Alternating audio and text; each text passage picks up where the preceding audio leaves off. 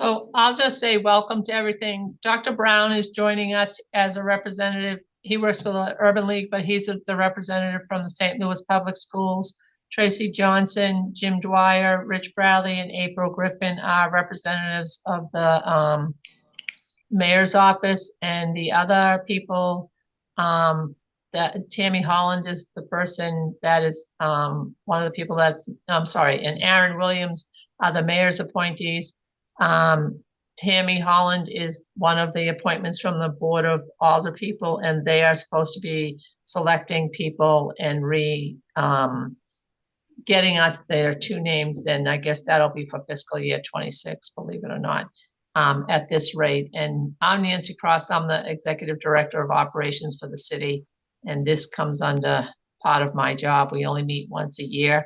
I think we have a quorum, and Barbara Burkett, you want to introduce yourself?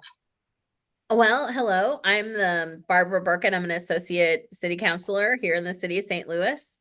And when we have elected a chair, I'll be happy to call a roll if you'd like. So are you tossing the ball to me, Barb? Yes, we have consideration to appoint or reappoint the chair. So it looks like we will need a motion for that purpose. I would like to move that we appoint Jim Dwyer as the chairman of this commission. A second. Okay, so we have President Bradley making the motion and Tracy Johnson seconding that. And I'm going to call a roll. President Richard Bradley. Aye. Aaron Williams. Aye. Oh, excellent. And I'll remind everyone when you're voting to please turn your camera on if you haven't done that. Michael Brown. Aye. Very good. April Ford Griffin. Aye. Tammy Holland.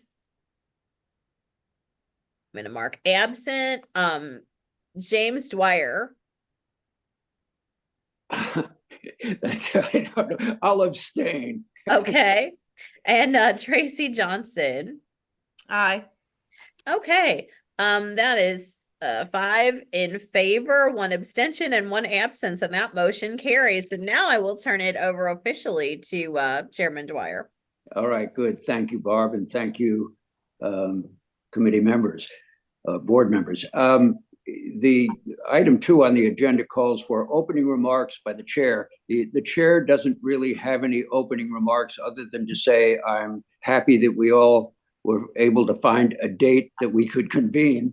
I know that Nancy worked hard to make that happen, and here we are. So, and I understand we are also under something of a tight schedule today. Talby said that he has 25 seconds in which to make his presentation. So why don't we get going with the 4th item on the agenda, which is approval of the minutes of the previous meeting, which was held on April 5th, 2023. Is there any discussion about content, any corrections or amendments anyone cares to offer? I have one very minor typo, really. It's of no real consequence, but on the final page, the final paragraph of section D, 2nd line, reads project that had been placed Don, and I don't think that refers to Don Rowe. So I think it's moved the D back to place and placed on. Sorry to be petty, but we might as well get it right. And that's all I caught. May I have a motion to accept the minutes as written? Or as amended? As amended, thank you. So moved. Second. And we have a motion and a second. You want to call the question, Barbara? Barb? Sure. I have that motion as amended, made by Tracy Johnson and seconded by April Ford Griffin. President Bradley. Aye. Aaron Williams. Aye. Michael Brown. I will abstain because I was not there. Okay. April Ford Griffin. Aye. Tammy Holland, I have marked as absent unless she has appeared. Chairman Dwyer Aye. and Tracy Johnson. Aye. Okay, so we have 5 in favor, 1 abstention, and 1 absence. That motion carries, and your amended minutes are approved. Good, thank you. All right, now we're into the substance of the meeting, the budget items for consideration. And the first item on the agenda is Mr. Roach, Transit, the North-South Metrolink Planning. Talby. Very good. Thank you, Chairman Dwyer, and thank you everybody for your time this morning. I have with me here my CFO, Tammy Fulbright. That is not Talby Roach, who has dyed his hair blonde. But I have Tammy in case there's any questions when we get to the finances. I have a 13 slide deck that I will go through very quickly. Very happy to answer any questions along the way. And I'm going to share my screen right now.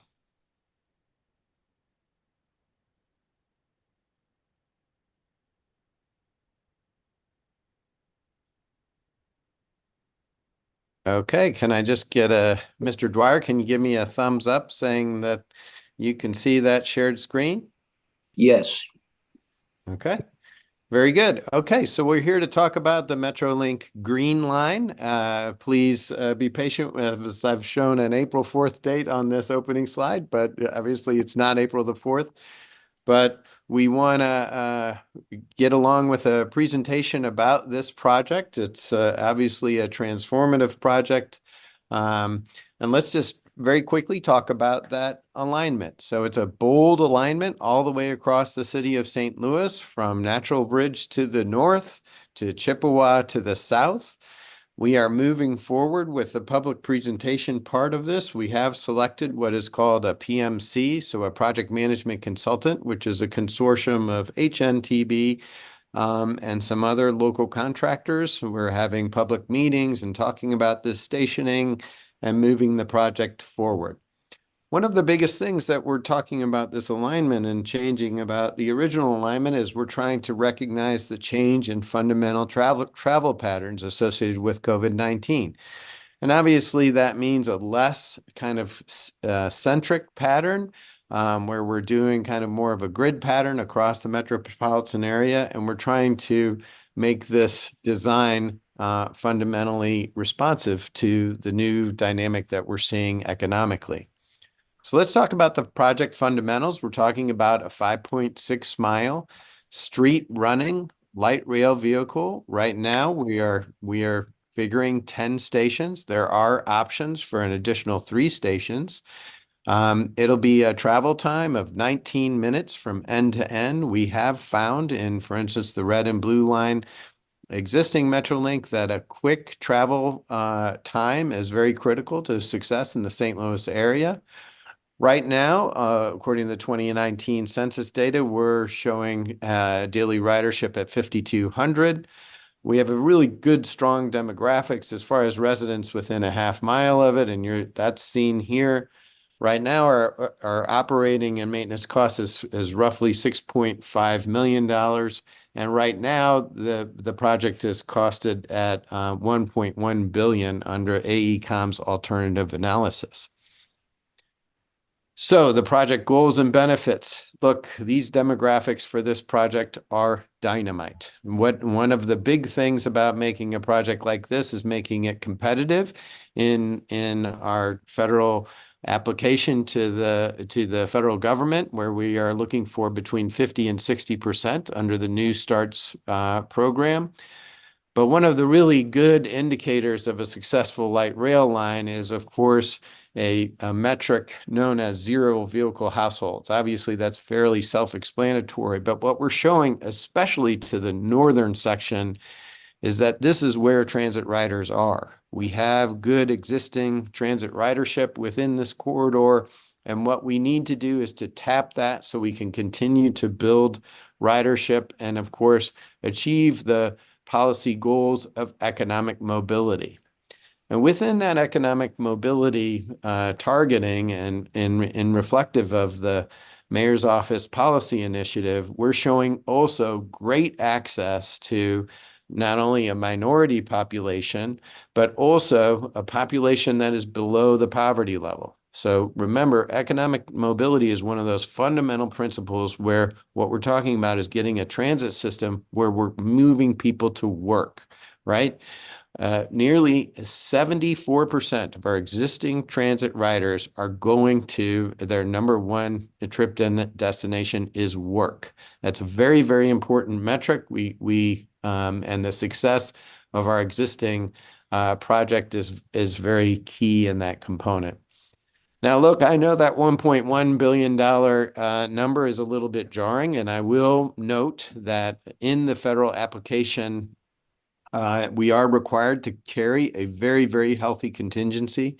In fact, it's at nearly 40% under 1.1 billion. So one of the things that we're doing right now in the project team is compressing that. Our target for a cost is close to $800 to $850 million. We think that's a very competitive project, very much in line with what, for instance, we've seen in the Kansas City project, a successful project that cost right around $125 million a mile. But we need to look at targeting $150 million a mile, which gets us to that $800 million number.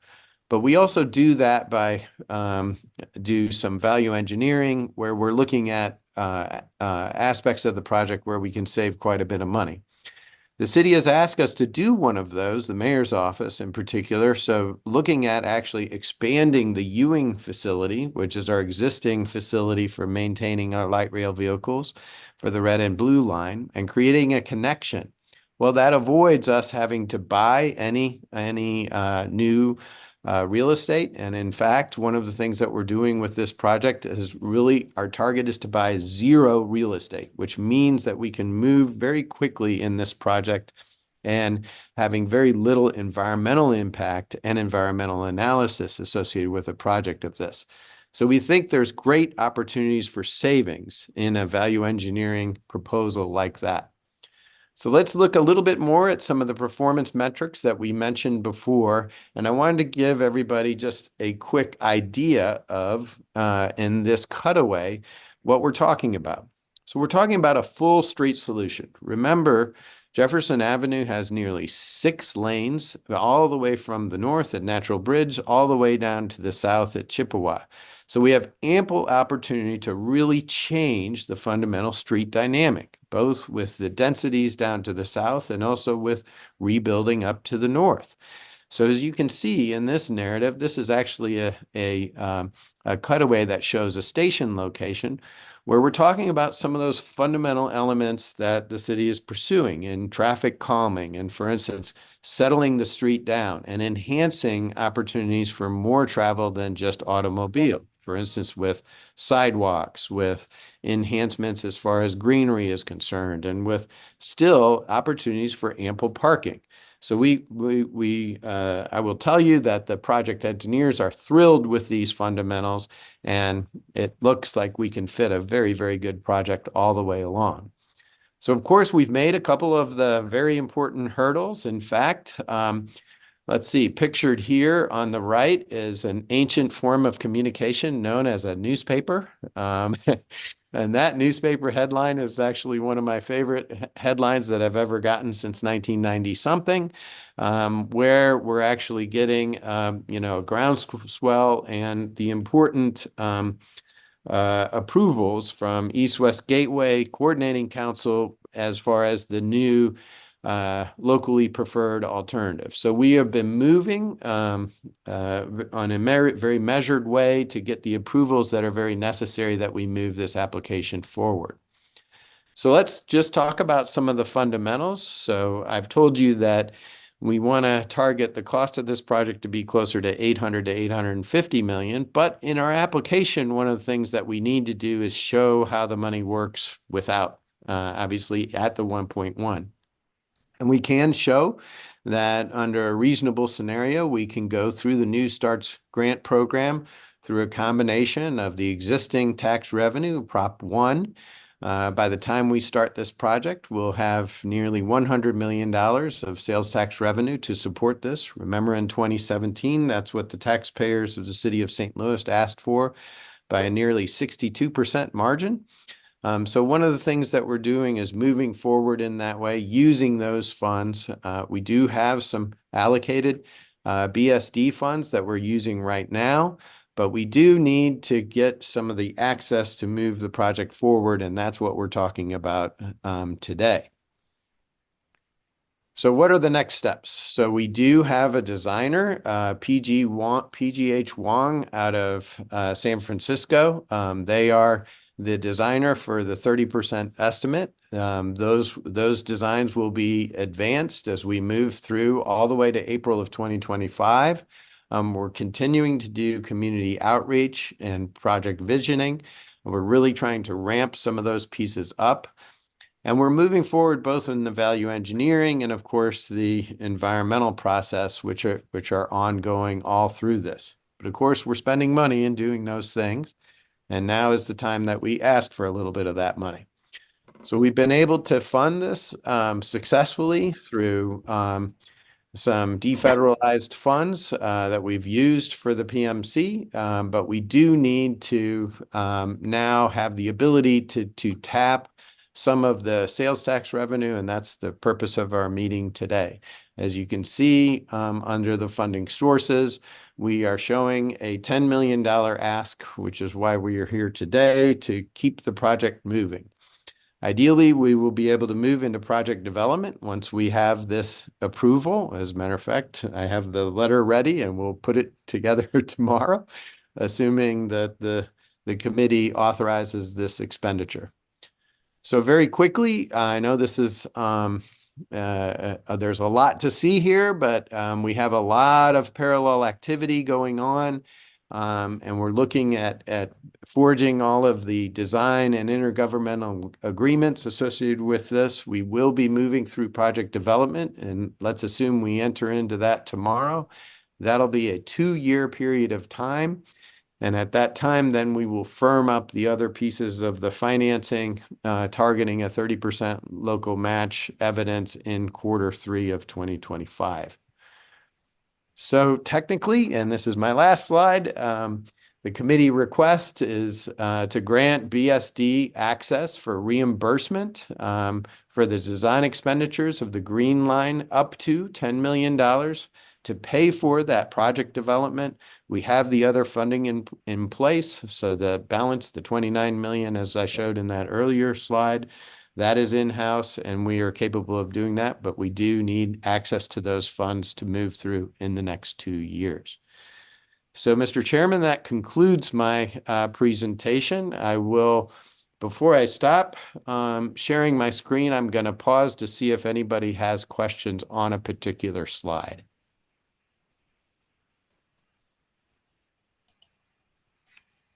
Hearing none, I will go ahead and stop sharing. Jim, you're muted. Yes, thank you. I just realized that. Oh, I'm sorry.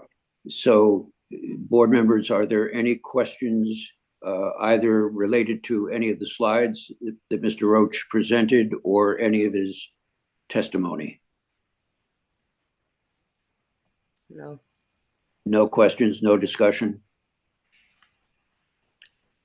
Talby, would you recite the specific number that you are requesting so that the minutes will reflect it to the dollar? I will. So our committee request is to grant Bi-State Development access to reimbursement for design expenditures for the Green Line development of up to $10 million for project development of the Green Line. Perfect, thank you. So it's an up to rather than a specific number, a maximum ceiling. Any That is questions? correct. Any questions about that? I have a question, Yes. Mr. Chair. Where is that on the budget? Because it seems like on the budget, there's a higher amount. So maybe Nancy can tell me on the budget under transit, Yeah. the I had $10 the same million question. that he's requesting. Yes. So currently, the money that we have had there has just been accumulating year after year after year. So he's now asking, given that the level the project is at, to draw down up to $10 million of it as he moves forward. They will begin to come back for more monies as time goes on, but this is what they're asking for in this. I won't say it's the first phase, it's the next phase of the process. We've used some money in previous years for the e-com study and the environmental study, and those costs were paid directly out of the fund by BPS. And this time he will be submitting invoices to be reimbursed for the monies that he has spent, up to 10 million. So if we're looking at the matrix that you sent out, the spreadsheet, we're looking at a $67,940,000 number. That's what's in the bank, so to speak. And Well, at the beginning, right, today, that's what's in the bank. They yes, will be up to close to 80 million at the Yes. beginning of fiscal year 25. and of that, 10 million, up to 10 million is being requested to be drawn or reimbursed, drawn to effect reimbursement of expenses incurred. So Correct. does that, April, does that answer your question? Yeah, I was focusing in on the preliminary revenue for FY 25, which is a little over 14 million. And so Yes. I thought that's where the 10 million we're talking about that for the FY 25 request would be coming from. It's actually coming from It the can, but it aggregate. all ends up in one, in this particular. I got for you, this but I'm just particular talking in group, it terms all of ends the up- way that this budget is presented and what we're voting on today. So Yes. that's Okay. why my attention was drawn to No, that. no. So Good. I think the thing is that this is what we have, this is what we have, that the budget department provided to us. But right now, that's how much revenue we anticipate receiving in 2024 fiscal year. But unlike the other presenters who have more, set ways or set proposals as to what they need to spend, he just needs 10 million. The bi-state just needs 10 million at this time. And since with the transit, it rolls over and it continues to accumulate, that's what we're appropriating. Okay. That's the difference. I see what you're saying, but that's the difference. Got it. And Let it me may ask be- first if there's any Yes, sir. further, if there are any further questions or comments regarding this request. Hearing none, I'll ask if there is a motion to approve the request. So moved. Thank you. Is there a second? Second. And who is the second, I please? second. I am thank you. Tracy. Good, thank you, Tracy. And Chairman, just as a point of information, the motion is actually to approve this recommendation be made to the Board of Aldermen. Is that correct? Who are you asking that question of? I'm asking you, Chairman, just as a point of information. Well, yes, our actions as a board are recommendations, Right. and we are recommending favorably on this request as Exactly. according to the motion that has been made. So we Yes. have a motion and a second. You want to do a roll call? Okay, so regarding this motion to improve this reimbursement for design expenditures up to $10 million, President Bradley, how do you Aye. vote? Aye. Aaron Williams, Aye. Michael Brown, Aye. April Ford Griffin, Aye. Tammy Holland continues to be absent, Chairman Dwyer, Aye. and Tracy Johnson. Aye. Okay, so we've got 6 in favor and 1 absence. That motion carries. Thank you. We'll move now to item B under budget items for consideration. This one is titled Neighborhood Revitalization. Mr. Pfeffer? Is he on board? Oh, there he is. Yes. Good morning, everyone. Good morning, Chair. I've got a presentation, and so I'm just going to share my screen here. One moment. And congratulations to the board on their authorization of that or recommendation to the Board of Aldermen on that $10 million allocation. It's tremendously exciting to see this move forward, to see the Green Line move forward. Of course, this was the original purpose of the legislation as authorized by voters in April 2017. So tremendously exciting. As for the Community Development Administration, as you'll recall, in 2017, the voters did approve this half-cent sales tax with 60% of the revenue set aside for transit, which you all just acted on, 10% of the revenues set aside for neighborhood transformation, and 10% of the revenues set aside for infrastructure, 10% of the revenues set aside for public safety, and 10% of the revenues set aside for workforce development. The idea was a holistic investment strategy. So not investing in transit as a silver bullet, but investing transit as a way to transcend the divide between North and South St. Louis and bring holistic investment into public safety, neighborhood transformation, infrastructure, and workforce development to the community. And so I'll speak now on the neighborhood transformation component, neighborhood revitalization component. And we administer half of the neighborhood revitalization funds. The other half is administered by the planning department led by Don Rowe, who will speak after me. But this slide just provides a summary of the implementation work that we've been doing with the roughly $2.7 million EcoDevo budget in FY24. And we're proposing a very similar budget in FY25.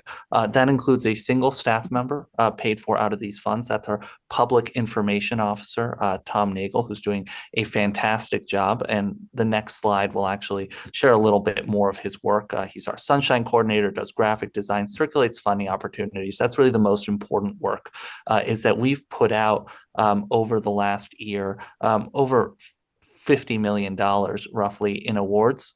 And so it's critical as we provide these funding opportunities, most of which are American Rescue Plan Act funding opportunities, not EcoDevo with one exception, that we are getting the word out to the community. And really excited to share that at one recent housing workshop, we had over 200 developers and contractors in attendance.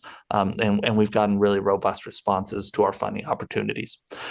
We also had $1 million for LRA-owned historic building stabilization, and I'll provide an update on the status of the stabilization of both the Chuck Berry House and Sarah Lou Cafe in slides in a moment.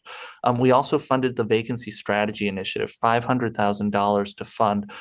We did an RFP, but we selected the Vacancy Collaborative to conduct this Vacancy Strategy Initiative. We've got some slides to share with you all on that as well as contracting with Ptolemy to serve as a data warehouse for our development agencies. And we'll share again a slide on that item.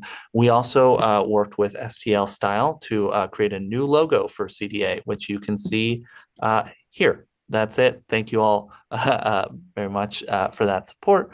And workforce development, finally, working with Employment Connection on our Section 3 recruitment and certification. And Section 3 is a HUD rule that requires us or our grantees to hire X number of local and low to moderate income employees in HUD-funded construction. And we always face challenges with that recruitment. And so these funds are supporting that workforce development work as well. As we look towards, I'm going to provide a lot more detail on the work we did in FY24, but as we look towards the future, towards FY25, we're looking to continue funding our public information officer. And that's an all-in cost that includes both the salary as well as the benefits, as well as continuing to fund professional services, including data analytics, workforce development, and other services as detailed above. And finally, and most excitingly, neighborhood revitalization services. And that's a $2 million line item that will fund neighborhood plan implementation and capacity building grants. We actually already conducted this RFP in anticipation of this funding because it's something we had discussed with the committee last year as well. And so we conducted a notice of funding availability and a request for proposals, inviting neighborhoods across the city to apply for plan implementation dollars. And so we're reviewing those applications now, and excited to award them and fund that plan implementation out of this coming budget. And again, I'll provide a little bit more detail on that in a moment. So our public information officer doing a great job getting the word out about our funding opportunities. As you can see here, we also did a great segment on STL on the air. That's the bottom left-hand corner, and are constantly working to get the word out about our funding opportunities. A little bit here just about the work we do broadly at CDA and that our public information officer is communicating. It is all driven by the mayor's economic justice action plan and agenda. And as you can see, the investments we make are really targeted to reverse decades of intentional disinvestment. We know that communities in North St. Louis in particular, but also in parts of South St. Louis, have been intentionally marginalized as a result of redlining, restricted covenants, urban, quote unquote, urban renewal projects that wound up destroying neighborhoods. And so we need to be equally intentional as we work to reverse that disinvestment. Here's a quick snapshot of the city's affordable housing development pipeline. That's really CDA's bread and butter. And you can see that we have about 3,000 affordable housing units in the development pipeline that are being subsidized by the city. That has grown dramatically over the past few years. Between 2015 and 2019, the city subsidized the development of about 1,200 units. And currently we're subsidizing the development of about 3,000. And that expansion is the result, the direct result of an infusion of over $40 million in ARPA funds committed towards the development of affordable housing. And you can see that this isn't just about addressing the need for affordable housing, but it's also a tool for economic development and neighborhood transformation. The city's $87 million in subsidy for affordable housing are leveraged significantly and leveraging a total investment of about $683 million in the city of St. Louis with these 3,000 units. As we move forward, I promised to talk about the Chuck Berry House stabilization. So we have contracted with SLDC, who has put together this bid that will be going out to contractors, and we expect it to cost about $300,000 and should be completed by the end of the year. And so you can see this is from January 2024, but we are moving forward full steam ahead on selecting that contractor that will perform this stabilization. And this is on Whittier in the Ville neighborhood. Similarly, Sarah Lou Cafe, and you can see the history on the top right-hand corner there. There was a trolley going down the middle of that street, and which I believe is North Sarah, although please correct me if I'm wrong. But it's in terrible condition, but it's a big priority for the neighborhood to get these two structures stabilized. They are on the historic register. And so we're moving forward with that stabilization. This one's projected to cost about $700,000. And between the two of these projects, we will expend that $1 million. And the purpose here is that these aren't just kind of disconnected investments, but anchors and broader investments that we're doing into the Ville neighborhood and into the historic fabric of this neighborhood, which also, by the way, includes dozens of new houses along North Sarah Street in collaboration with Northside Community Housing, as well as investments into Sumner, where we've housed our Economic Empowerment Center, as well as investments along the MLK corridor, including the Killark building, as well as the intersection with Whittier and MLK, where we are doing our Cultural Boulevard project with For the Ville. Shifting now to vacancy.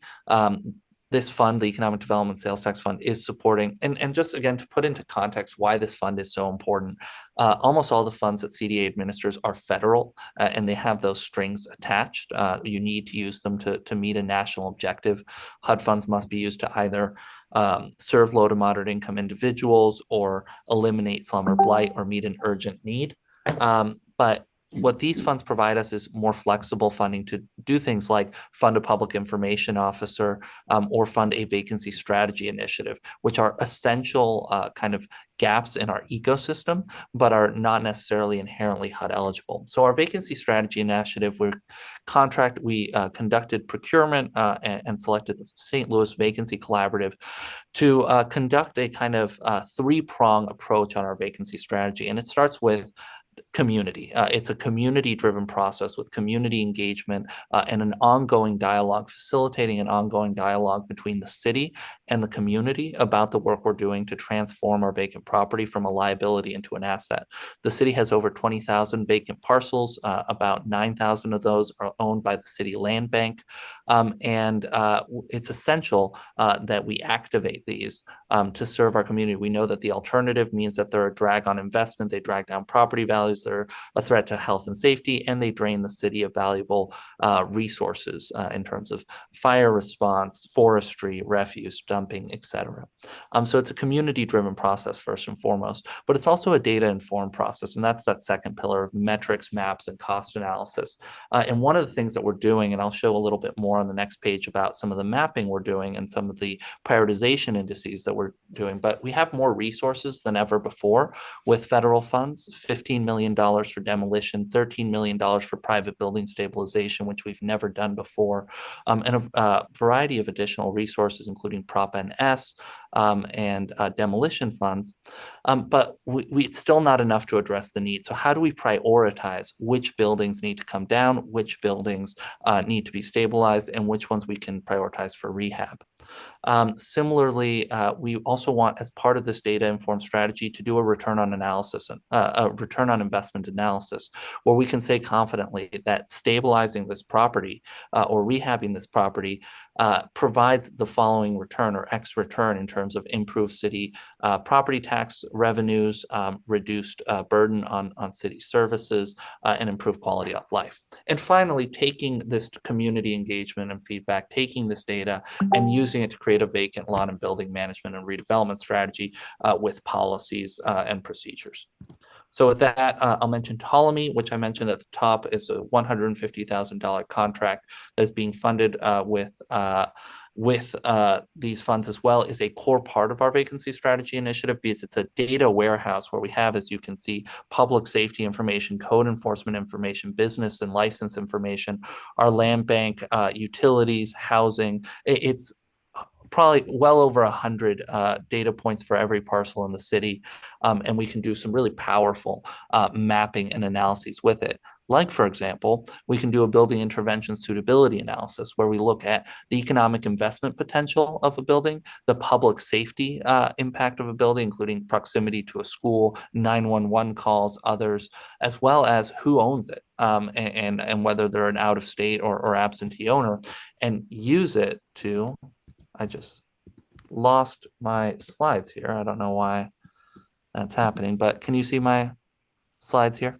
There we go. To do a building intervention suitability analysis that identifies the vacant buildings that we may need to prioritize for stabilization.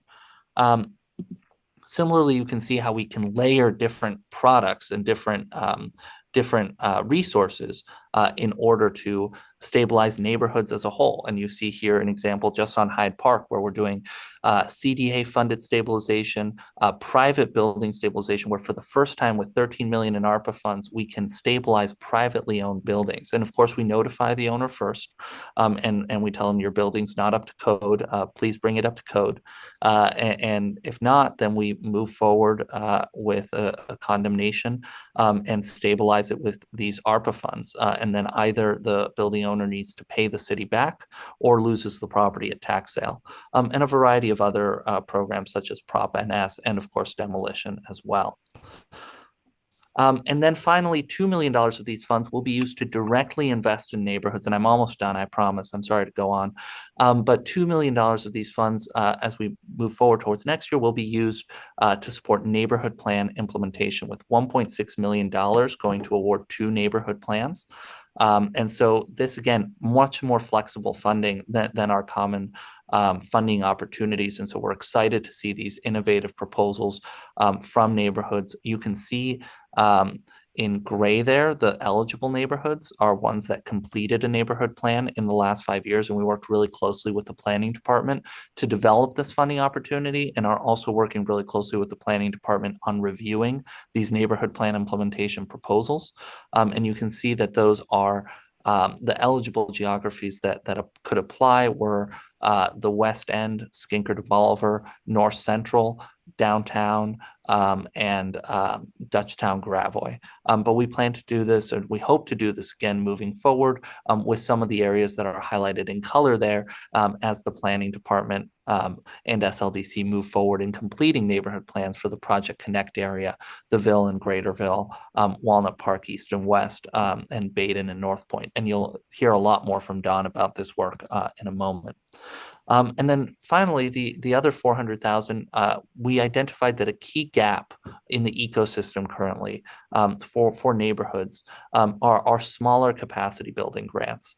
And this really comes from direct feedback we've heard from the community that they wanted an opportunity for grants less than $10,000, $1,000, $5,000, $10,000, dedicated to supporting neighborhood associations, to holding community events, and building those kind of community connections and capacity that are essential for a well-functioning neighborhood.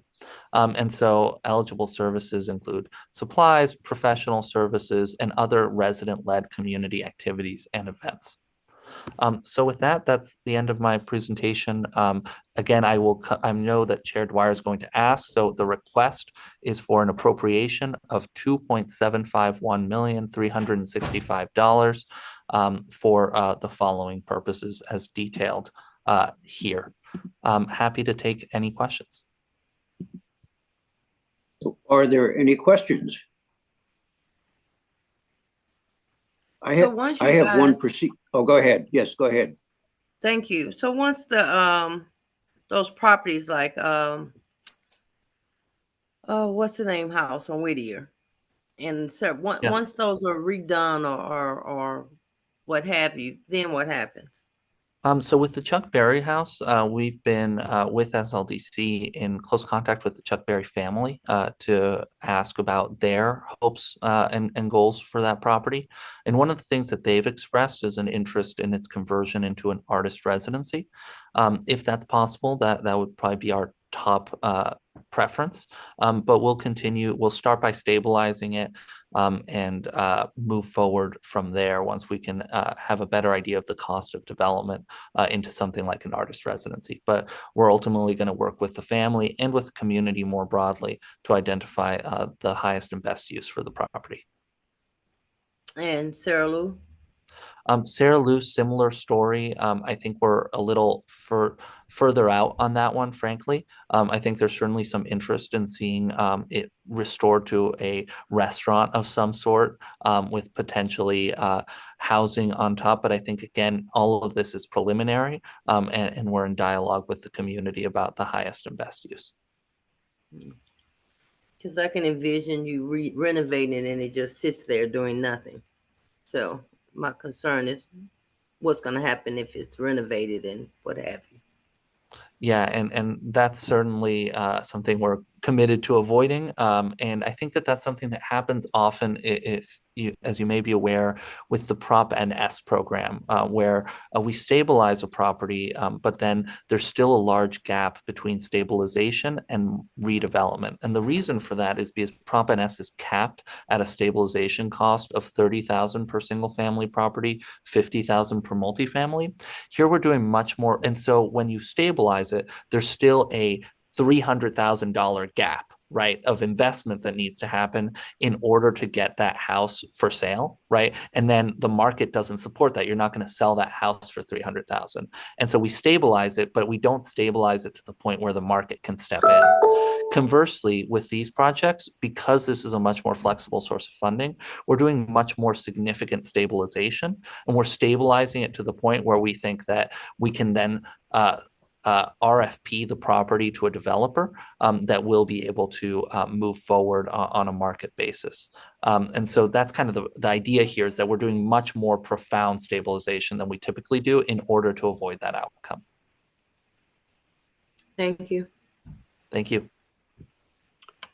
Are there additional questions or comments regarding Mr. Pfeffer's testimony?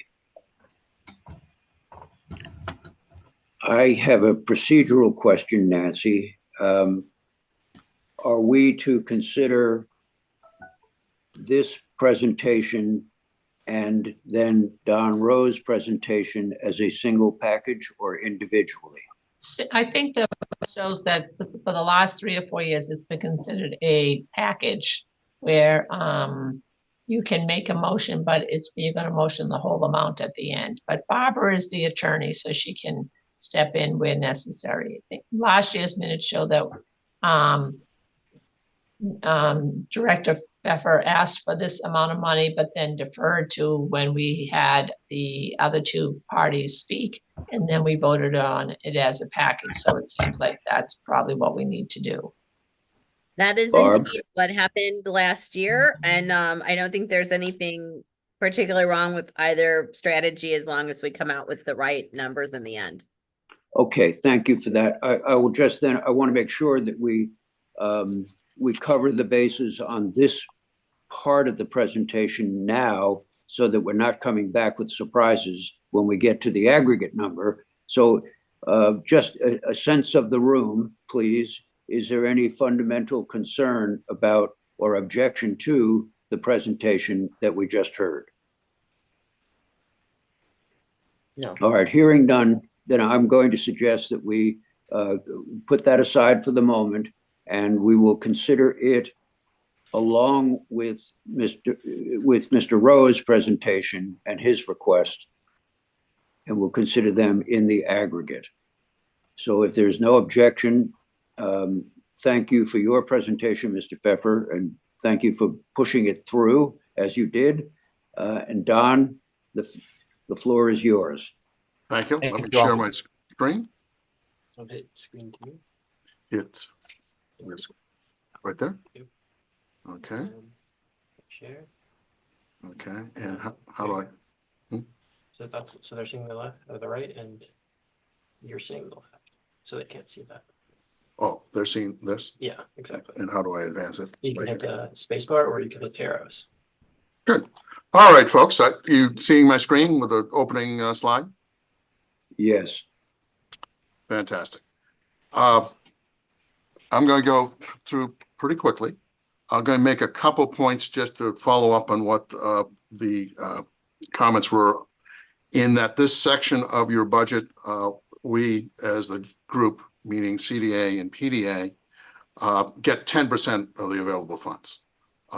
We know and understand in some cases there's some rollover, but we share that when we're at the moment sharing that at a 50% rate.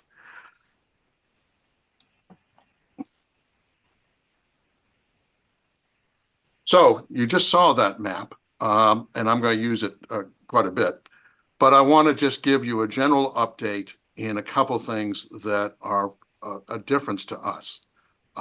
Is one, a good majority of staff, some 10 staff members of PDA, either fully or partially, are funded by EcoDevo money. And recently, in the last year, we've promoted Jonathan Roper, who was a former city planner, to be the city planning executive in charge of neighborhood planning. Neighborhood planning has been befuddled a little bit about some things from COVID and a difference in doing some hiring. We have welcomed Christian Alberg into a position, filling a vacant position, and Alexa Cedar has been with us and is our planner 3.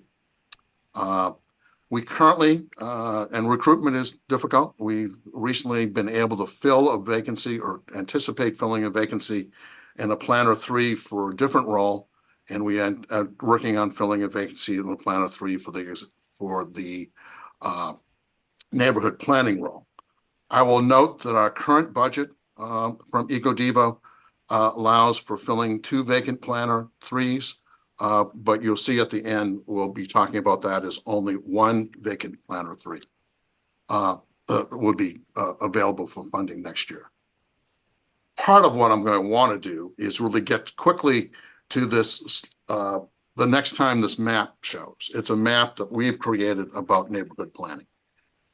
Can't implement neighborhood plans without neighborhood plans being created. And our role in EcoDevo is creating neighborhood plans. The planning agency has produced some in the past, but the EcoDevo project is specifically to create neighborhood plans. In addition, context is in our funding in this portion of the EcoDevo neighborhood revitalization, there are line items within our budget that you'll see here that go to sister entity of SLDC in our budget, but goes to assistant agency of SLDC. But I will just go quickly to getting through some points of where we are.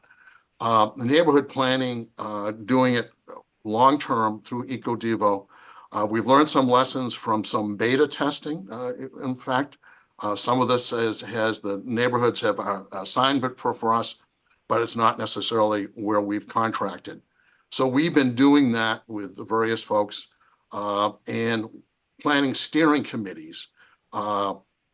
We've now citizen-driven. We've learned from some things that have gone on with our involvement, but not directly managing Project Connect and something in the West End called WeCollab, and understanding the roles in the well-formed committee. Great. We have a lot of that under our belts. We haven't hired an engagement consultant to keep us on the lessons learned so that we can do what I'm going to show you in a minute more robustly and from in-house. A key thing that we have now included, and it's in part of our consulting budget, is for the neighborhoods that we're doing planning to hire via the consulting firms that we're using some neighborhood ambassadors. And that's a great term, but it's highlighted to have, these are part-time folks that work during the planning process. We've learned some of this from Project Connect, WeCollab, as to how to manage them.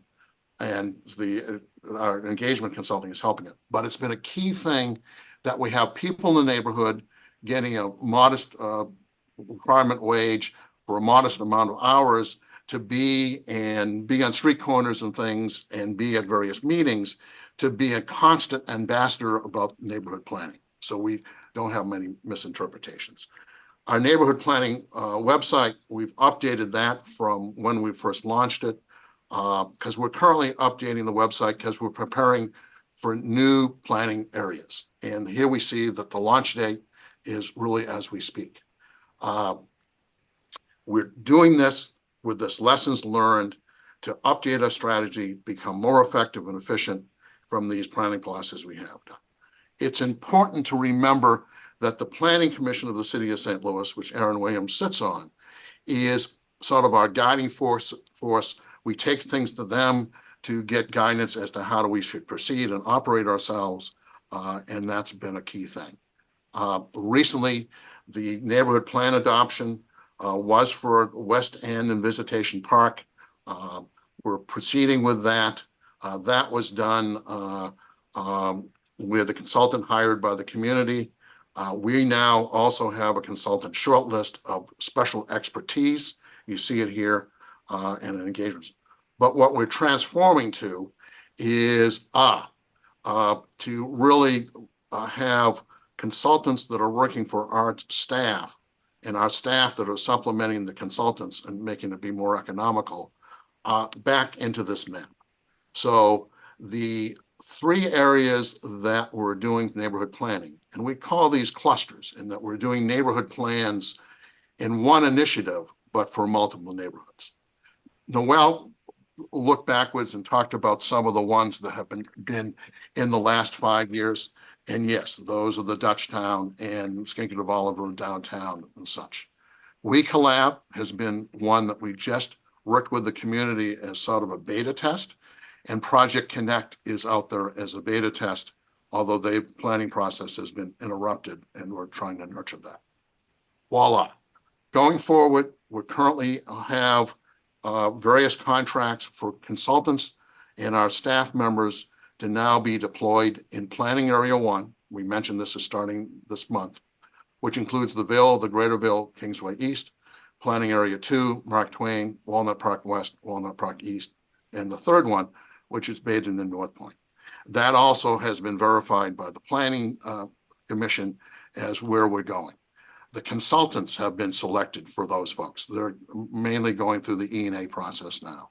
So next year we're deploying and we're being in those 3 clusters with our leader, Jonathan Roper, with Alexa, adding some of our team members and having 3 planning consultants to do that. The budget that we have, and as we've talked, we essentially have a number at the end we'll show you. But you can see this has been provided to us in April. We proposed a little bit more in some areas. And one is we proposed a little bit more, 93,000 to cover one of the planner vacancies that we have. But the other thing is, in asking for more, we also included in our budget an ask for upgrading or upping our budget allocated to consultants, meaning the neighborhood planning and community planning. The budget proposed and here before you is from the budget division in allocating between the 2 agencies, meaning the split of the 10%. The proposed budget is 550,000 for our neighborhood planning and the community planning of 750,000. You can see that we asked for more of that. What I started that as a difference that includes in our budget is that we also have a situation where there are 2 of our line items. This is under contractual and other services. Many of those are for support of our staff, but then there are our consultants, neighborhood planning consultants and community planning. The 2 which are there listed as stabilization and marketing, that money is through us and contracted to SLDC. We've done this similarly for the last every year. And that's one of the programs where it's in our budget and we allocate it and send it to SLDC.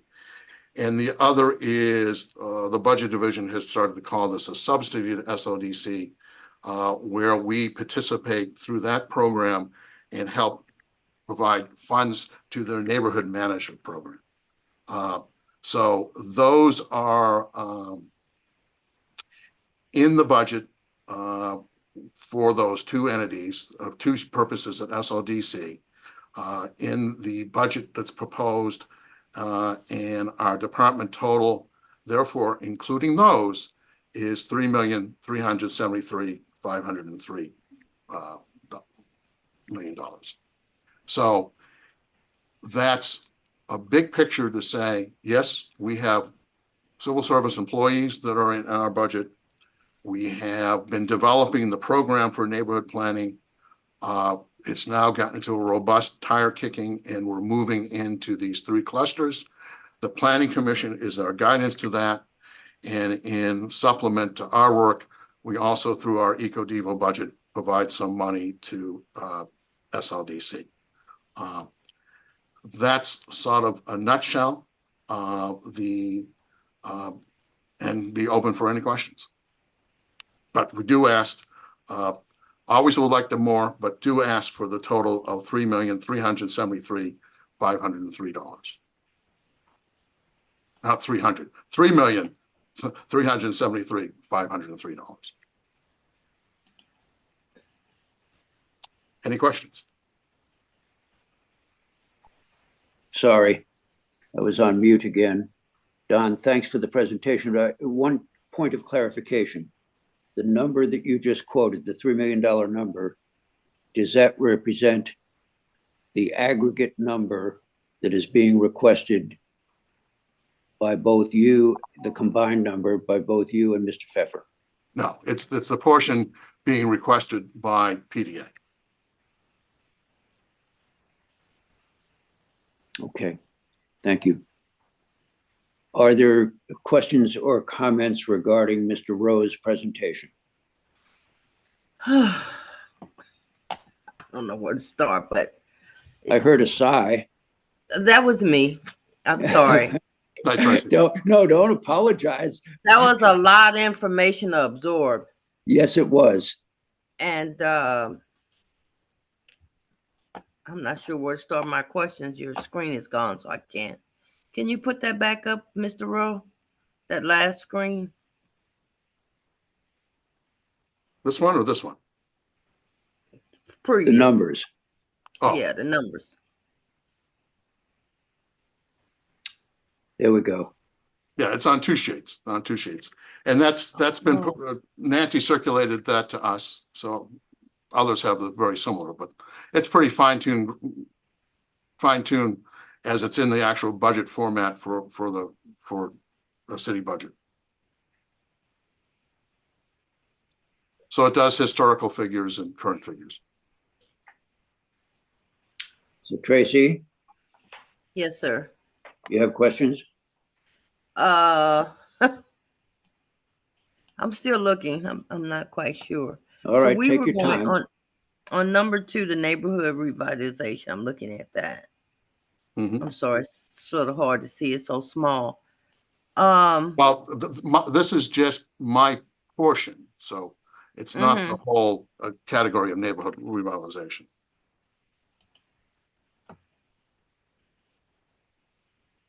Okay.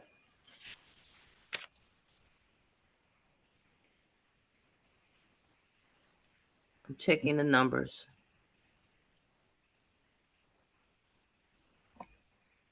Go ahead. You can move. You can move forward, Mr. Dwyer. Well, right. So I agree with you that is a lot of information. So if you're uneasy about it, what we could, we can either spend time now. I don't want to complicate things. I want to streamline them if possible. Yep. But One it's of the things, important that if there are questions or concerns, that there is adequate opportunity to address those. so one of the So things, Pardon? one of the things I'll do as I'm using here the city's budget format is Noel and I work pretty closely. Noel, is in essence, did you give a department total as I did as a we have a subtotal, and then I see from Paul we have the 3,373,503. What was your total, Noel, for yours? I'm not Noel, but it was $2,751,365. Would you repeat that number, please? Yes, and if Noel is here, please affirm it was $2,751,365. To which we would then add what number, Don? Well, what the budget division gave me is 3,373,503 as the department total. Nancy, is there Which anything? what includes, excuse me, yeah, and that's the Yes. right number, is because seeing this on multiple pages, there are subtotals, and the bottom line is the subtotals of those different categories. So yes, the department total is 3,373,503 is our ask, is what was sent to us from the budget division in response to our ask, which was higher. Got it. All right. Nancy, is there anything you can do to shed light on this? Two things occur to me. One is that my understanding was that the available resources were to be split 50-50, but the two numbers aren't equal. So maybe I missed something. Can you or anyone help us understand that difference? That was, it's not there isn't necessarily, there's no good way to say this. So there is a number of monies that are left over from the previous years that they have Yes. revenue coming in. So the numbers are not necessarily 50-50. That, because he has not spent, he being PDA has not expended as much of the funds as the neighborhood group Got it. as CDA has. So the number that is on the sheet at the end, this is the number that's being, the number on the screen is the number that's being appropriated to PDA, but some of that is based on monies they did not spend a lot of their money the previous year, whereas the neighborhood revitalization actually did spend some of its money. So the total that you have on the red sheet, which is the 3,876,213 is the total to be appropriated. And Chair Dwyer, the issue that you were concerned about is really where we're at, but this will be worked through with the budget department to make sure that they are appropriating the 300. It has to do with their previous amount, so they're 3,000,000. All right, so thank you for that clarification. So the number that is being considered now is the number that is shown in red on your spreadsheet, $3,876,213, correct? Correct. Okay, so for our purposes, we do not have to focus on either the 2,751,000 or the 3,373,000 figures that have just been presented to us, correct? Correct. Okay, so does that clarify matters for everyone on the board? Are there any questions for either Mr. Pfeffer or Mr. Rowe at this point before we consider the request, the aggregate request? So Mr. Pfeffer has left the meeting. Okay, But yeah, and I can do a follow-up with you all afterwards to do it piece by piece, but there is. well, maybe there aren't any questions, and so Okay. his absence might not matter at this Right. point. So I'll make 2 points. One, it sounds convenient that I make this without Noel hearing it, is the obligation is 10% of the funds Total. total go to the two of us. It's not an obligation see. that's split 50-50. Got it, Correct. I got Each it. Okay, year. thank you. That's I number thought one. I heard, doesn't Number matter. two is, as Nancy has mentioned, there are some carryover funds that get to complicate things. Yeah, So as I propose and the budget division reacts, they reacted on the 23rd of the month by saying, thanks for the bigger ask, but here's the number of 3,373,503. okay. So I think the complicating factor, or perhaps, is the carryover feature, but that's all right. We've clarified that the number, the aggregate number that is being requested by the two of you is the number shown on the spreadsheet that was circulated by Nancy. And just So for let me ask reference, one more time, before I ask for a motion, are there any questions or clarifications required before we vote? So Nancy, the total of CDA and PDA together as presented today was 6,124,868, but that is not the ask, just to, so I'm. Correct. Okay, I am that's taking very- minutes as well. So we are using the numbers in red on the sheet that, the proposed allocation sheet that was provided to all of you. I'm not able to see that sheet for. It's the sheet that you got from Paul Payne. Okay, well. So- So am I getting 3,373,503? You should be. That's, Okay, that's all to right. be Yeah. sorted out But afterwards. I mean, that would leave, we- that would leave, only 100,000 some for CDA. Is that not correct? So let me try to explain this one more time. As Director Rose said, 10% of the accumulated Eco Devo sales tax goes to neighborhood revitalization.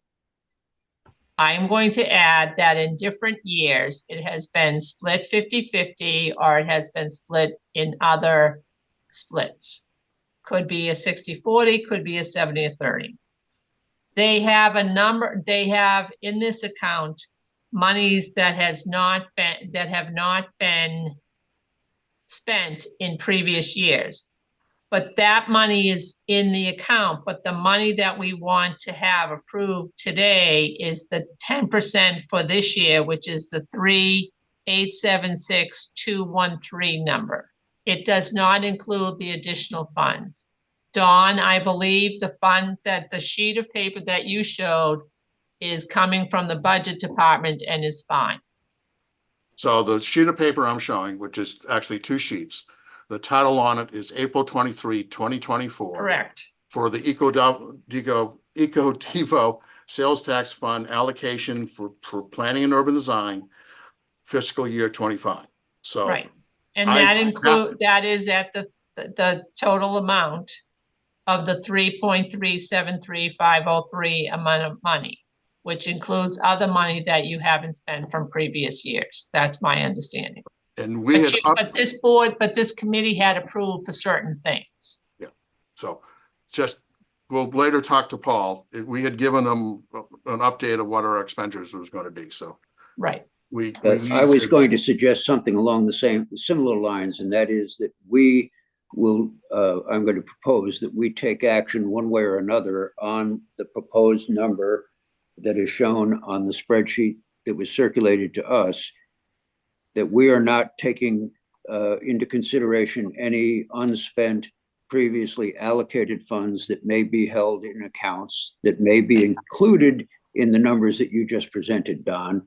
And that if there are issues or discrepancies, that is something that can be worked out, presumably independently of this board. And that all we're doing is acting on the specific request for this fiscal year. Everybody okay with, is everybody okay with that? Yeah, it leaves some surprises for me as opposed to being. It does not leave any surprises for you. It will be worked out. Okay. You are looking at the sheet that was provided to you by the budget department, correct? Yes. Oh, yes. And they have said that this was okay. They sent it to us, so I thought that meant it was okay. Right. We had sent them some other information prior to talk about our expenditures, of course, but yeah. And they said no. That's why you're where you are now. No, I talked about yeah. our current fiscal year 24 expenditures. Right. But this is about what you want to spend the amount of money on, what you're doing for 2025. Yeah. And what I believe the budget division is saying we have to spend. So correct. No. That's why I'm telling you, you don't have to worry about this sheet. And if you do, that's the comfort zone. As you mentioned, not as you know, I within the mentioned we purview. have a number of employees. It's not within the purview of this board to determine what the budget division tells you. All we're doing, all we're capable of doing is acting on that which is proposed to us, which is the $3,876,000 number. And so it may be complicated, but I don't think it's within our purview to sort out the complications. Does anyone disagree? All right, then I'll ask one final time, any additional questions or comments before I call for a motion? I think Chairman Dwyer, I think Rich Bradley had his hand up. Oh, I didn't see that. Rich? Mr. Chairman, I'd like to call a question, please. I'd like to make a motion that we approve this item as highlighted on the budget spreadsheet, please. Thank you. Is there a second to that? Second it, Thank you. Who was the second, please? April. Thank you, April. Okay. Any looks like further you- discussion? Barb, would you call the roll, please? I'd be happy to. President Bradley, Aye. Aaron Williams, Aye. Michael Brown, Aye. April Ford Griffin, Aye. Tammy Holland, still absent, Chair Dwyer, Aye. and Tracy Johnson. Aye. Okay, so 6 in favor and 1 absence. The motion carries and that amount is recommended. All right, thank you. We move now to item C on the agenda, which is workforce development. So Chairman Dwyer, I have an issue in making sure that I get a representative from the department slate on the call at this moment, which I'm trying to do. But Deputy Director Valerie Russell has a presentation as part of this as well from the Department of Human Services, and I think we should go forward with her piece. All right, so we'll move to item D and the Youth Empowerment Program, and then if appropriate or necessary, we'll come back to item C, correct? Yep. Yes. All right, thank you. Ms. Russell. Thank you to the board and the chairman for allowing me to speak and make a presentation today regarding our department's request to have an approval for the use of appropriations from the Economic Development Fund. In previous years, when we initially received these funds, we granted contracts to 9 different entities to implement pilot projects that were ranging from job readiness for individuals who are youth who had disabilities, summer jobs programs, self-esteem building, and other types of projects that were deemed appropriate for empowering youth in the city of St. Louis. Those pilot projects ran for the period of time of the funds awarded and ran into problems when COVID became difficulty in getting students to come to a classroom and do other things. Subsequent to that, we continued to amend the contracts and extend those so that those dollars could be expended. Those were pilot projects, and in review of them, we saw that while they were good and they provided youth with alternate activities to do, they did not necessarily achieve the goal of putting the youth first. Most of those dollars were used to support the staff, the staff of those projects, administrative costs, and those kinds of things, with the exception of those that were geared toward summer employment. What we would like to do this time is to engage in a process with those required entities to do a planning so that we could develop projects that actually supported the goals of the youth who indicate through an application that they want to apply to benefit from these dollars.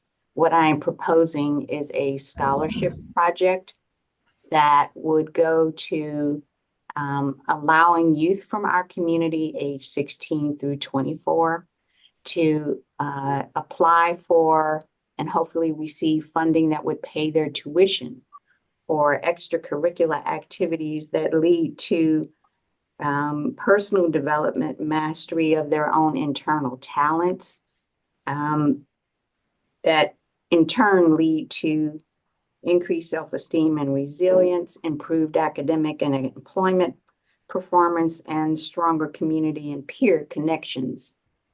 The funds that we would be utilizing, if approved by the Economic Development Board, would go to enter into, through a request for proposal, an administrative entity, because the city cannot write checks to individuals that we don't have contracts with.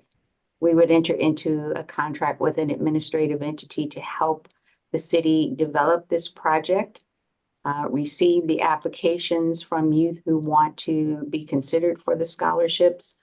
If the youth are approved, negotiate with those organizations, schools, and other types of entities who actually do the training and the class, those things that the youth have indicated they want to participate in, and then pay the tuition, not to administrative entities, but directly as a tuition payment for and on behalf of the youth who are approved for this project.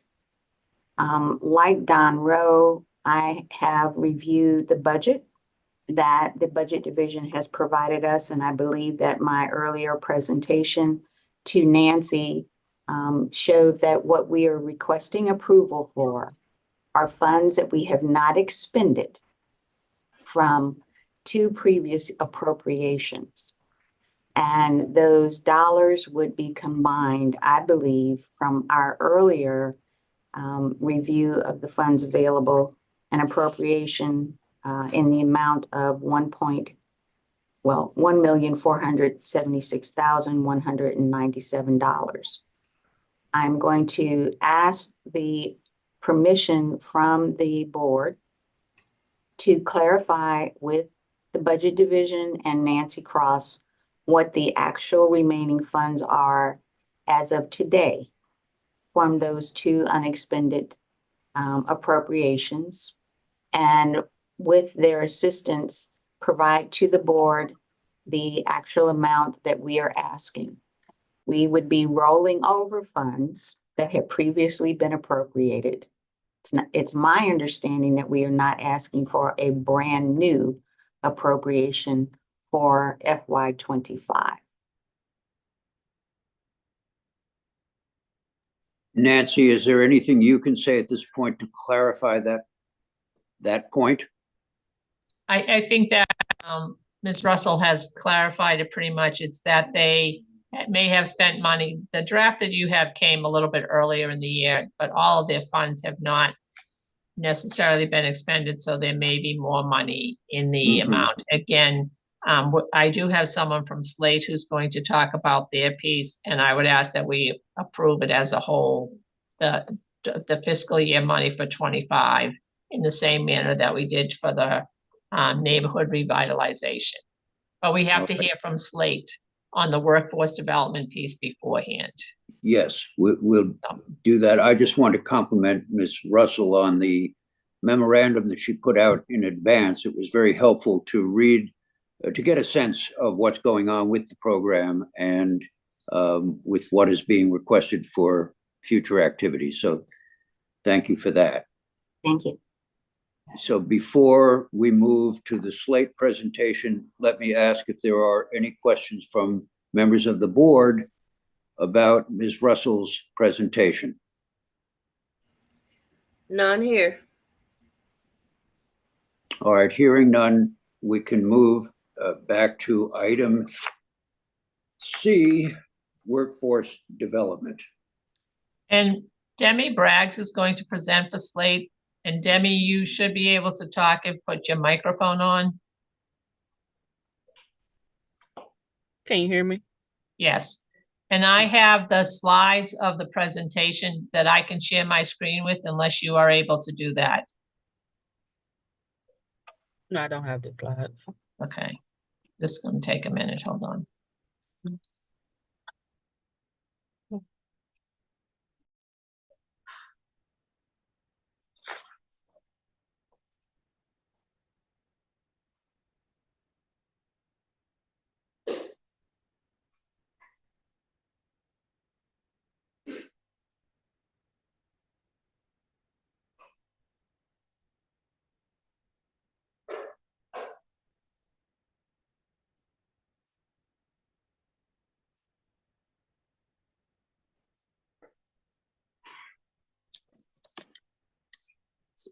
I do have a presentation I can start on as she pulls that up. I'm Demi, an accountant with Slate. All right. So I'll get started with this. In 2025, the St. Louis Agency on Training and Employment will celebrate 50 years, connecting job seekers and education, employment, and training opportunities, and helping everyone find talented and skilled workers to meet their organizational needs. For fiscal year 23, Slate connected 6,364 metropolitan area residents to job center services, which exceeded our goal of 5,000 clients. These services included, but were not limited to, awarding secondary and post-secondary educational credentials, and industry recognized certifications, paid training opportunities, paid work experience, year-round youth jobs, supportive services, incentives, case management, and wraparound services, life training skills, financial literacy, and empowerment. Resume building, resume building, job readiness training, job search, and job placement assistance to those who entered our agency doors. In fiscal year 24, our goal is to connect 8,000 job seekers. In fiscal year 25, we have set a goal of 10,000 individuals being connected to services. This work is made possible through 8 federal, state, and locally funded grants, 7 ARPA projects, and support from the EcoDevo Fund. Our proposed EcoDevo budget request is in the amount of $3,759,728, which is up $273,469 from the previous year. This brief overview will highlight what the agency is accomplishing with funds that were provided for the current fiscal year and what we will be able to accomplish within the upcoming fiscal year with the funds we are now requesting. Our breakdown is as follows. Fiscal year 24, $4 million for fiscal facilities and grounds. Fiscal year 25 will be another $1 million for facilities and grounds. The current fiscal year 24 budget supports efforts for Slate to provide satellite offices within the community in regards to city goals of creating economic empowerment centers throughout the city. These funds are also supporting renovate our current location to ensure seamless customer flow and to make sure the job center meets standard requirements.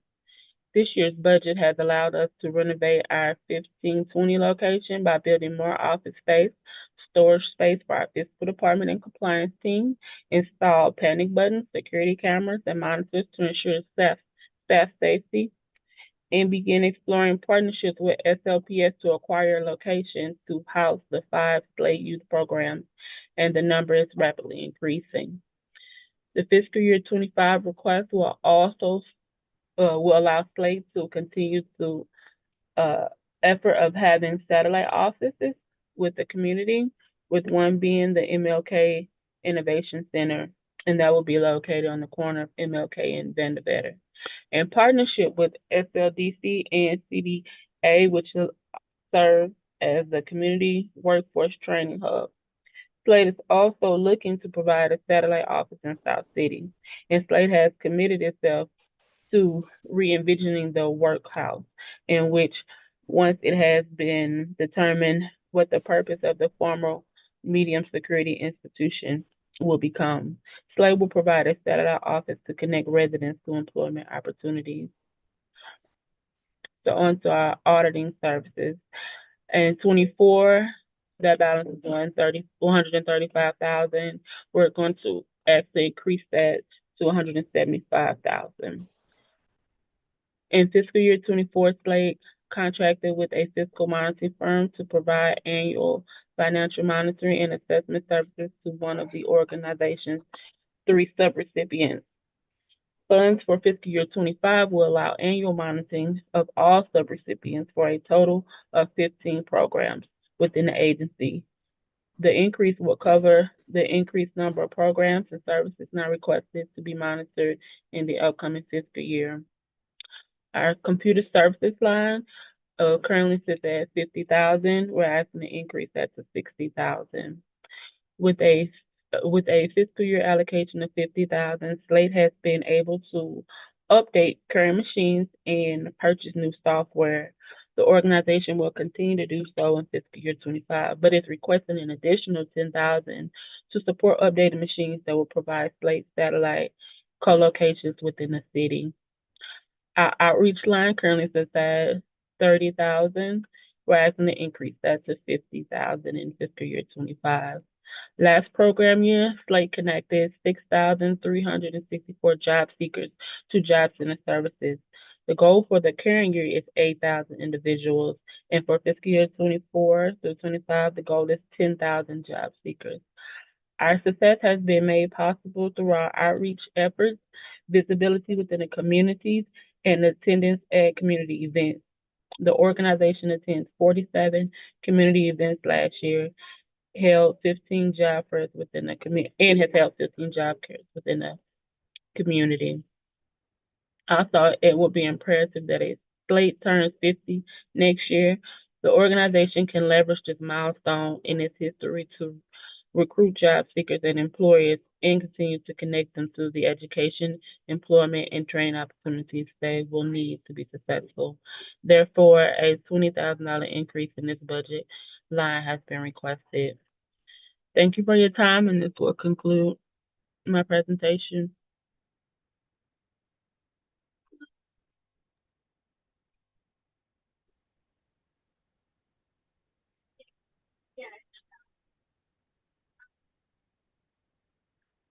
Sorry, I was distracted for a second. I missed the final sentence. Does that wrap up your presentation? Yes, that concludes it. I apologize. I was interrupted. Okay. Quick observation. I'm not sure that this will help clarify, but perhaps it will. If I understood the number you're requesting, and I contrast that number to the number shown in red on the spreadsheet, there is a difference left over of $229,811. So recognizing that clarification is still required on whether the presentation from Ms. Russell, whether those activities will be funded solely by unexpended funds from prior authorizations or not. I gather we're not going to be able to resolve that today. So I wanted to make sure we're all on the same page. And it would appear to me that if we look at the fiscal year 25 budget of $3,759,728. So fiscal year 25, yes. Yes, $3,759,728. And we subtract that from the number shown under workforce development of $3,989,539. That leaves a difference of $229,811, which, if I understand this, and that's questionable, but if I do, that would at least leave some room, $229,000, that could potentially be available to Ms. Russell's operation. So Nancy, does any of that make any sense to you? That all makes sense, yes. All right, good. So what I'm thinking is that there is some breathing room there for final resolution of whether Ms. Russell's programs will be funded solely by previously authorized funds or will require some additional funds. We would be, if we were to approve this aggregate number, we would be, as I understand it, leaving the potential for some additional funding for Ms. Russell's activities in this upcoming fiscal year. Correct. All right. So let me then ask if there are any questions on the presentation that we just heard.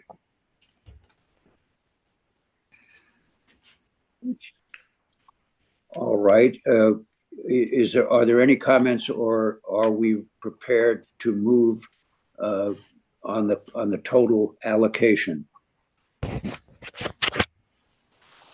Hearing no questions, I will ask whether there is a motion to approve the allocation of $3,989,539. So moved. Thank you. Is there a second to that? Second. Thank you. And Barb, did you get Yeah, the I have two- that motion to approve being made by Tracy Johnson and the second by April Ford Griffin. Good, thank you. Would you like me to call the roll? I want to ask first if there's I'm any, sorry. now that we have a motion, I just want to ask if there's any further discussion before you call the roll. All right, hearing none, please call the roll. Okay, President Bradley, Aye. Aaron Williams, Aye. Michael Brown, Aye. April Ford Griffin, Aye. Tammy Holland continues to be absent, Chair Dwyer, Aye, and Tracy Johnson. Aye. Okay, 6 in favor and 1 absence. That motion carries and that amount is recommended. all right, thank you all. And then we are now prepared for the final category on the agenda, that of public safety.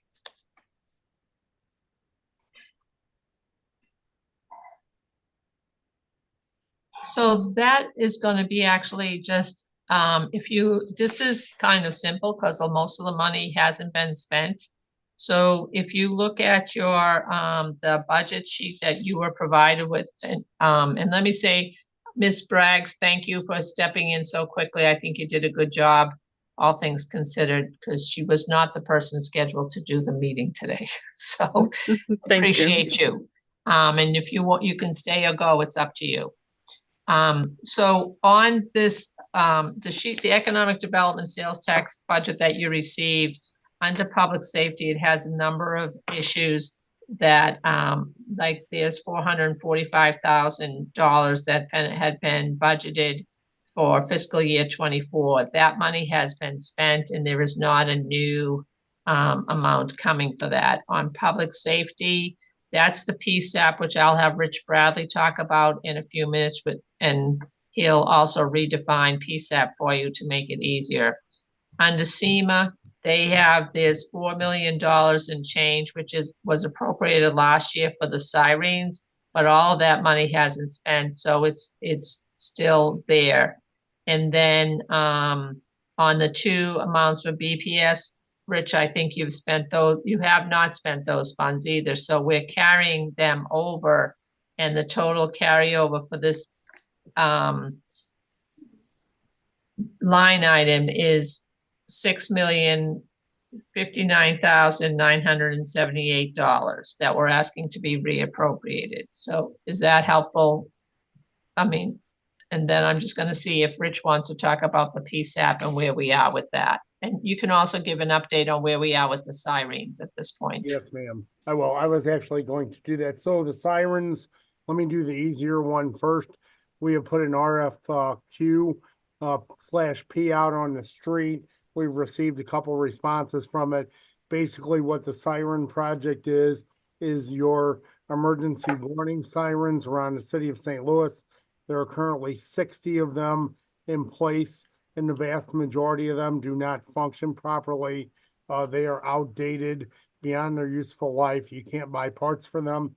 And the plan with the siren project is to work with Commissioner Russell at SEMA to do a study of where the best locations to relocate those outdoor sirens are, and to install a new system throughout the city of St. Louis as an outdoor warning siren system. So we're in progress on that. We just are selecting a firm now. So hopefully have a little more on that next year. The PSAP, excuse me, The public safety answering point is a consolidated facility in the city of St. Louis, which will put together the police, fire, EMS, Citizen Service Bureau, a mission critical operation type facility that operates 365 days a year, 24 hours a day, 7 days a week, and it will be the call center for the city. The current location is scheduled to be constructed behind the St. Louis Fire Department headquarters at Jefferson and Cass, and it will be a joint co-located communication facility for all those entities. Also, SEMA will be involved in that, included in that facility as well, which is the City Emergency Response Agency. So we have been working on the design of this facility for a few years now. It got slowed up during the pandemic, and it has been restarted. And so currently, to date, we have just a little bit over almost $31 million towards about a $49 million total cost. And those funds that we have in place are a combination of funds, whether they're ARPA funds, EcoDevo funds that have been previously allocated, and we also have a grant from the Missouri Department of Public Safety as well.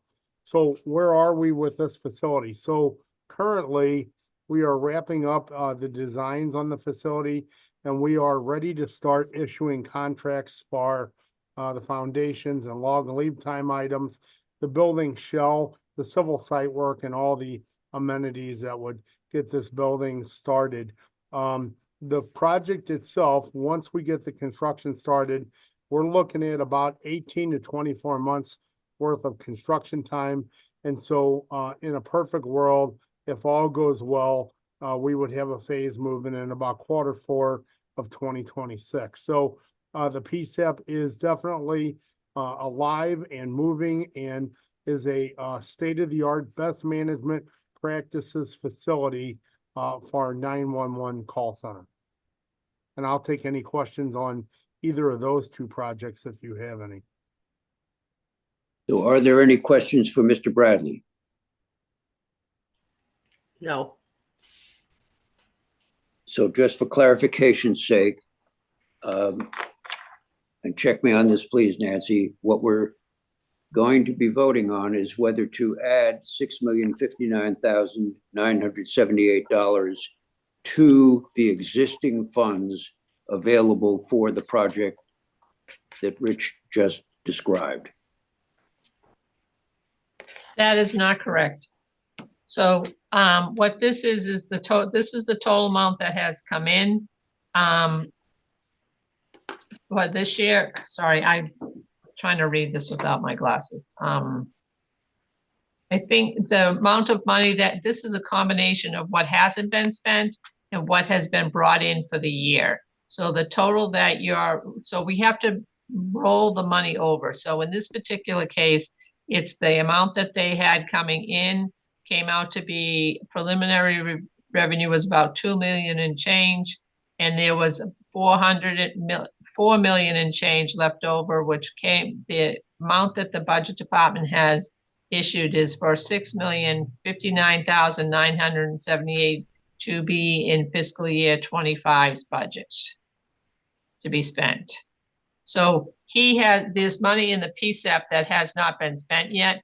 That will stay as long as we say it still goes forward, and that's 4.7 million in public safety. Around, it was 2.75, I think, last year. And there's money from the years before. So we've been rolling this money over for the past few years. His goal is to spend it this year. Does that make it even muddier than before? Perhaps. Let me ask others. How are we in the clarification category? Is everybody clear on this?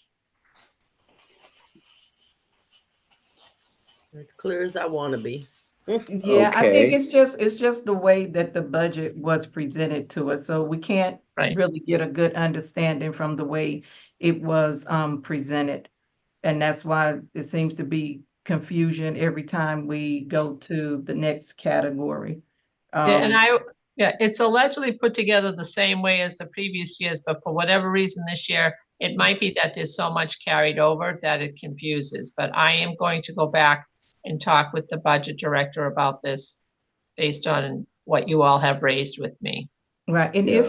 if you see in transit, each column is completed, so that made it easy to follow. When you get to the other departments and what they presented, it's nothing there. And what you're saying they had left doesn't total what the budget director has in the beginning balance. But according to his notes at the bottom, he did say for the purpose of projecting FY25 beginning balances assumes all appropriations for FY24 will be spent. So Right. then that appears that the beginning balance is not inclusive of everything that's left, which then begs the question, what is the beginning balance numbers coming from then if it's not? Because what these departments are saying is that they have money left that it doesn't seem to add up to what's in the beginning balance, which you would think that's where it would be. But I do see, it looks like this was sent or drafted in January the 30th. So maybe there are numbers that have grown since then, but it's just that, you know, the confusion continues because these numbers is not adding up to what they're asking for and then what we're looking at, which should be the new money, should be in the preliminary revenue column. Beginning balance should be what they have left and then what's available, what we're voting on, but it's just not adding up to what they're requesting. And I requested an update and got the same sheet back, so I don't think that, I think a lot of people have carried over money and have not spent, like under Slate, they actually were not they did not move the location and create a new facility. They're looking at a different space now than they were before, so that none of that money was spent out of their budget for fiscal year 24, which is why when Ms. Braggs presented, she said $1 million was appropriated in fiscal year 24.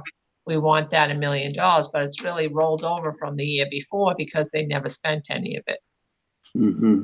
So it's not So making all it of- any easier, so. All of that is helpful. I think that we have a responsibility as a board. If we're going to make recommendations, it's important that we understand what we're recommending.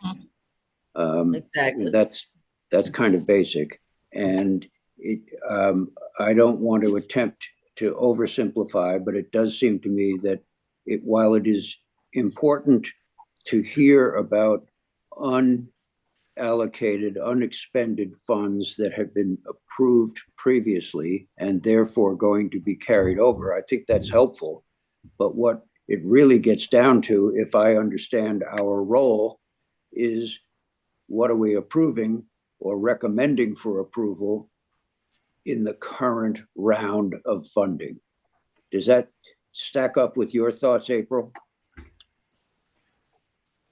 Yes, and I think the city, the way they do the budget, some of the confusion could be because there's a difference in funds you have previously had appropriated and have not encumbered that then need to be reappropriated. And then there could be funds that were encumbered that you don't have to have reappropriated in the same way.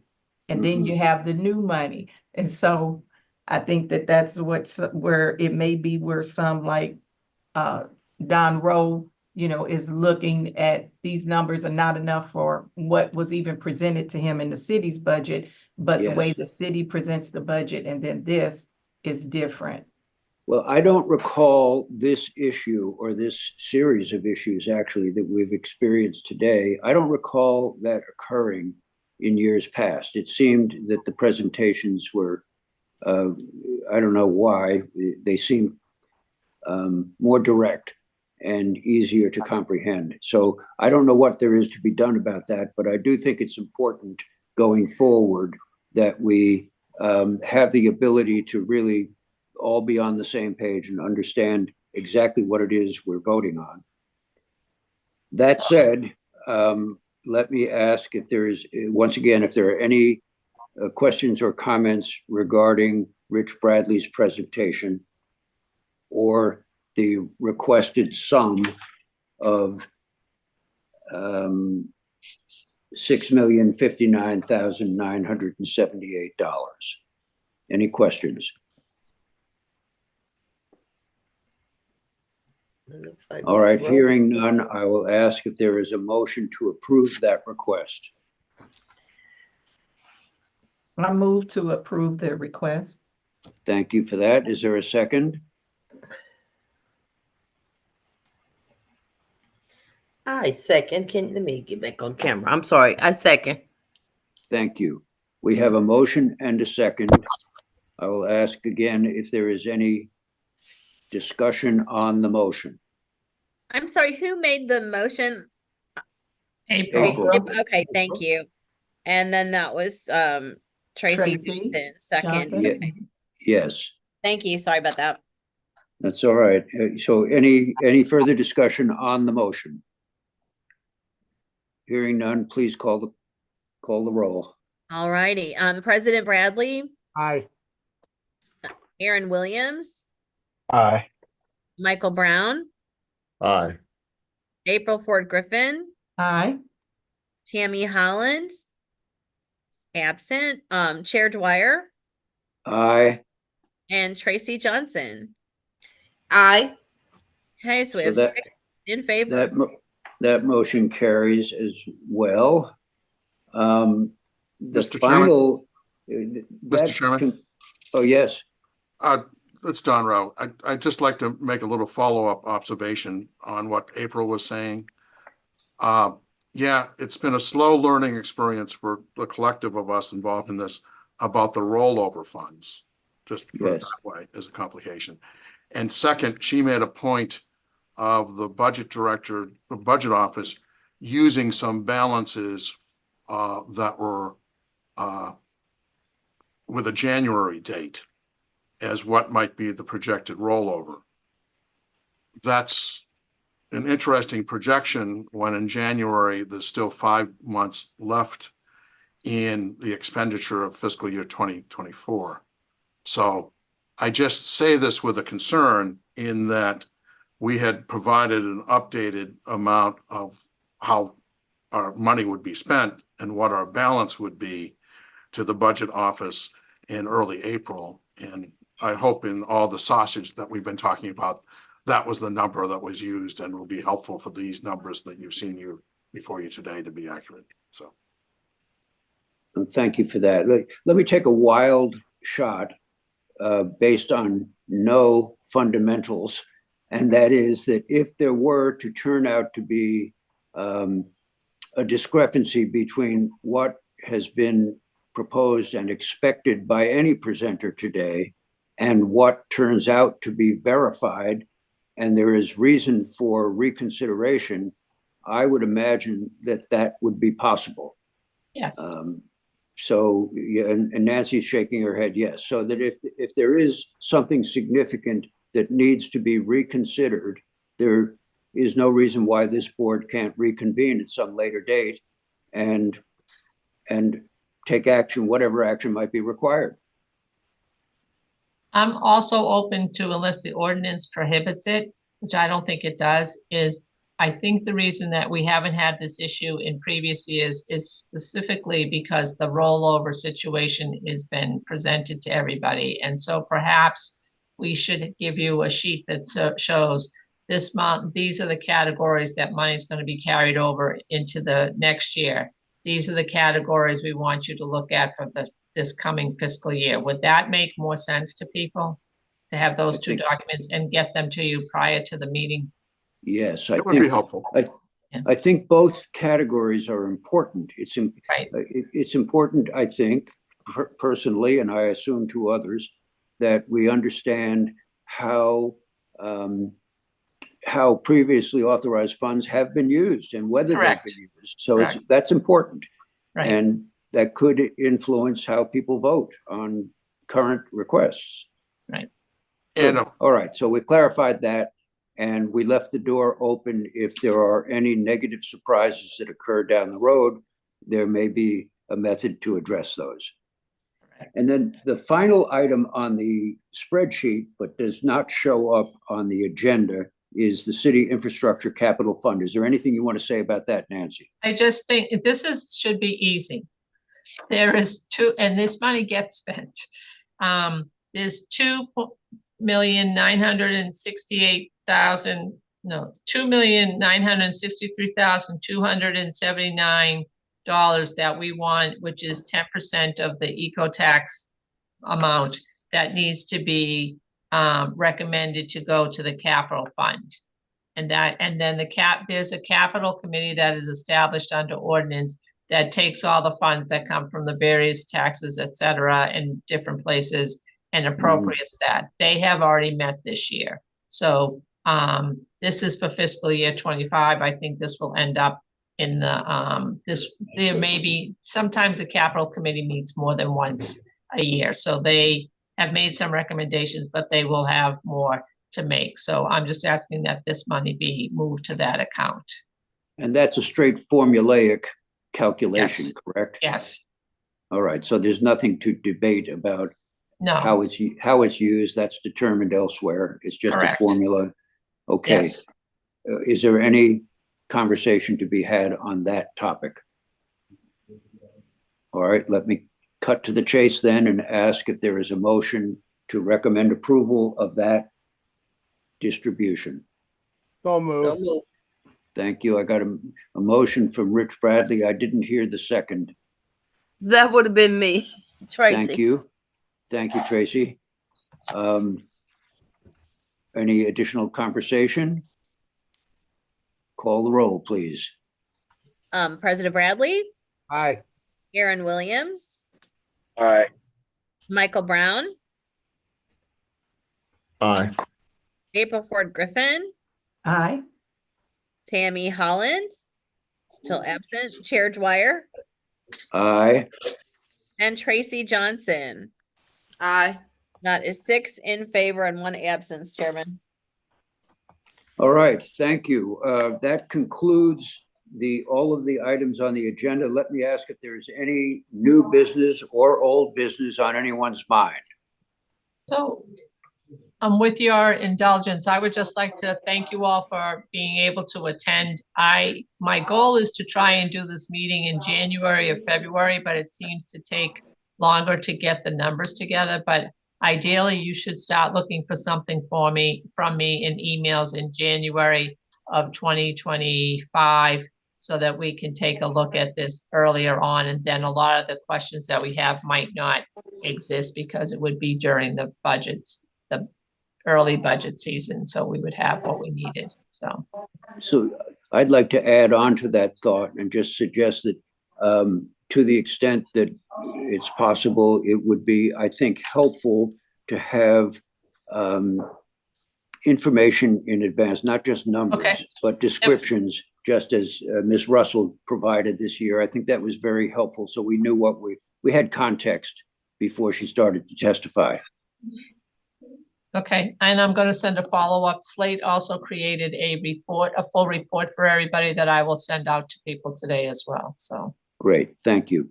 Okay. All right, any further business to conduct today? May I have a motion to adjourn? So moved. Is there any objection to adjourning? Previous We- roll. We are adjourned. Okay, thank you all. Good meeting.